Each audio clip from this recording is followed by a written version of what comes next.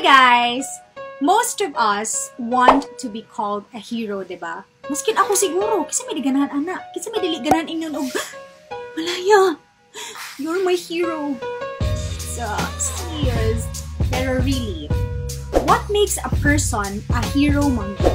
I asked people for answers. I tweeted and even posted a status on my Facebook fan page. And right now, I'll be reading and I will be showing you some of their amazing and funny answers. Some also sent videos, so let's start with David Wild's tweet.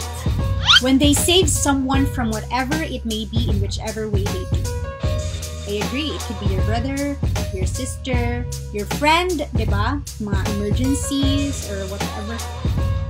Or maybe gipahuwam kag lapis niya padung na exam, sis. Kung wala kayo tulog lapis, sis, makatake ka sa exam. Mga scenarios. Niingon sad si Karen Joyce Sumugat, ka_ka101990, ang mag-overtime na walang bayad. Ay! Sis! Grabe ka experience dyan ko ani, especially before nga kanang nagtrabaho ko bank, nga usually imbes among out is at 6 p.m. mo out me 8 p.m. 9 p.m. Masanay, di ko pa siya consider as OT. Kaya kailangan dyan may magstay, kaya kailangan may mahuman and without pay siya, diba? So, syempre, nag-earn og maayo ang company na ikaw, pati ni mong paningkamot. But I always believe nga kanang ang kanabitong we feel nga kanang atong mga sacrifices kay wala tayo nakuha from them, kay mo pay off ra gyud na siya eventually kadugayan. Ingon sad si Monts033, pag siya ang nagbayad lang lunch mo, ma-hero, haha. Ay! Kani, compound kayo natin, especially sa itong mga friends, kaportahan, diyang dapita, I still remember that times. O, kay kwarta, mga sizsts and orbs niya, ako mga best friends, kaya sila Marlon, Yon, Renz, ay ambot lang. Always gina sila maingon ni mo, best. I got you back. I got you best. I got you best. Ako na bahala.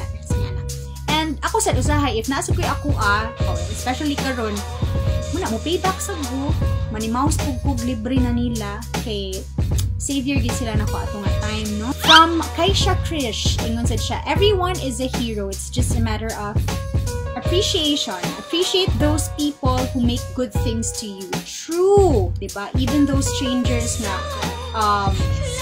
perhaps limado kay kanya, you meet this stranger along the way nga, ingon nang nimo good morning, nindot kay iyang smile na nakalimutan mo yung problema, di ba?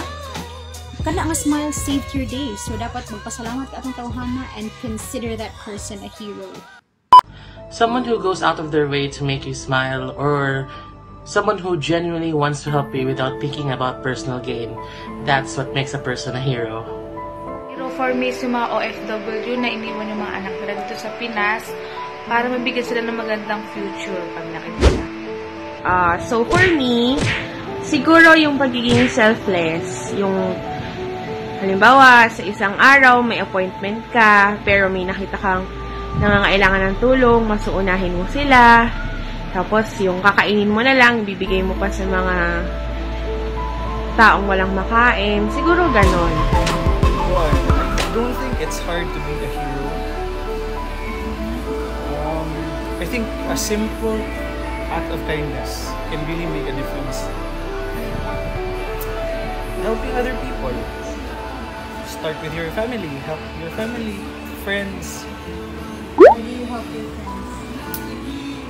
Manglibre. Pakainin silang lahat.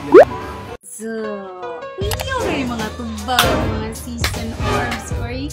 Pero bitaw, bravery is the most common trait yet of kanang becoming a hero. I mean, heroes come in different forms. It could be your mom, dad, tita, tito, your little sister, a stranger, diba?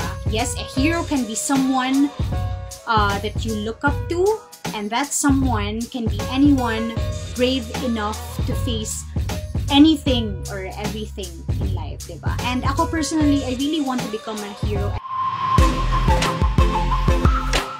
I do hope I have been a hero to some people. I have been a blessing. And all these traits nga inyong gipang mention sa tweet, inyong gi-comment, and inyong gi-send na ko as video are all true, and I have seen different forms of sacrifices from from the people around me. And many of us asked nga, ano nakapunta naman is Malaya about an hero? Actually guys, na-inspire ko maayo sa movie nga Goyo, ang Batang Heneral. I was personally inspired by Goyo del Pilar, and I have realized ba nga, naasad gud ni inner struggles ang atong mga heroes natin, just like Jose Rizal, Goyo del Pilar, Heneral Luna. They are our Filipino heroes, and that only proves that heroes are humans too. Masayod sila, naasad sila yung mga flaws. This movie does not only reminds us how brave Filipinos are, but it also reminds us to keep going even in the face of fear. Yes.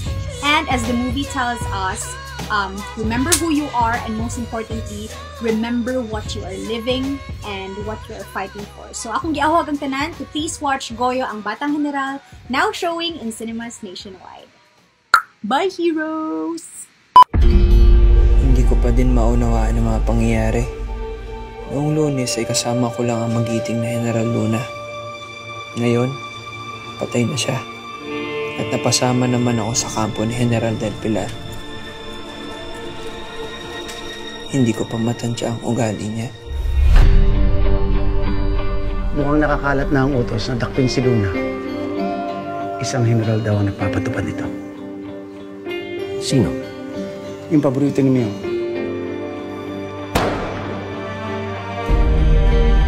Naku, mag-ingat tayo sa lalaking iyan. Kada bayan na daanan niya, may iiwang sa babaeng luhaan, ah. Bakit ako, Goyo? Ang daming ibang babae dyan na pwedeng mahulog sa'yo sa isang tingin mo lang. Tandaan mo kung sino ka. Lahat ng tao tinitingala ka. Ikaw ang agila, bayaning Bulakenyo, tugong magiting. Gusto kong patunayan na marunong tayong makidigma. Brigada del Pilar, tumayo ang matapang. Nang may kadakilaan at paninindigan.